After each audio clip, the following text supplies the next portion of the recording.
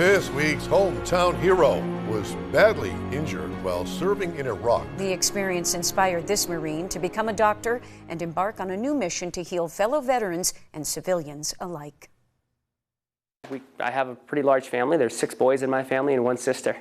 So we just did a lot of teamwork. Everything we did, we're always doing together, and I found that there's a lot of value in that. The call to serve also came from family, following his 2 brothers into the Marine Corps and enlisting in 2005 while still in high school. They send all Marines to basic rifleman training. So you hold 2 positions. You got to be able to still do, let's say, if you're a plumber in the Marine Corps, well, you need to be a plumber, but you also need to know how to handle a weapon. Filtz received an unlikely assignment out of the gate, Mount Fuji, Japan.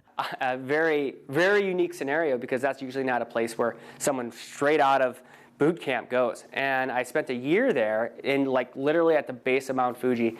Beautiful place. Then it was back to Camp Pendleton, where he was attached to the 1st Combat Engineer Battalion, one of the most decorated units within the Marine Corps, in preparation for base consolidation as the U.S. withdrew combat troops from Iraq starting in 2008. So then our job when we got there was to go and take, let's say there was 15 different outposts in a 15-mile radius.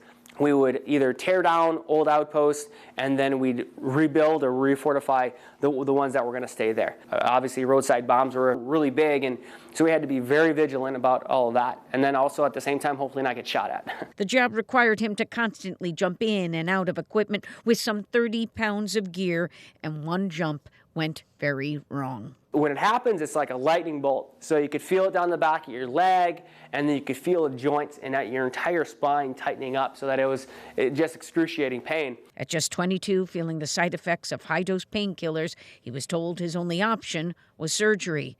But this Marine thought there had to be another way. And I pushed back a bit, and I'm glad I did. The military, you don't want to push back too much, but I did. And they said, well, when you get back to your naval base, or back to your Marine Corps base, there's a naval hospital there that you could possibly get some chiropractic care. Now, I didn't know anything about chiropractic. I just knew I didn't want surgery and I didn't want drugs. He said the adjustments made him feel 10 times better, and the spark was ignited. Using military benefits, he put himself through UW-Stevens Point and Palmer College and celebrated 7 years this March operating his own practice, Foundation Chiropractic in Ashwaubenon. There are so many different things that veterans can do that are non-invasive. And that's one of the biggest things I try to do here is teach. You just teach people how your body works. When we're talking specifically just to the vets who have fought into the Middle Eastern wars, I mean, we're talking 60% of them. 60% of them have some type of issue with their spine or with their joints. Dr. Filtz specializes in instrument adjustments for patients who have anxiety about getting hurt with an adjustment by hand. It's the same principle. We're contacting the side of the vertebrae, and it administers a light force, like a pressure, which then moves the vertebrae, so then it takes pressure off of the joint. In fact, Doc is really a soft touch with a therapy dog named Maple, a pointer in honor of his alma mater. And he also has inspirational messages for patients to read as they walk by. Is it that you were a Wisconsinite that makes you this dedicated to what you're doing now? Or was it the Marine Corps? I give that all to God. He's put a voice into me that I need to make sure I share. I find something that I think more people could benefit from, and I want to make sure everybody knows it.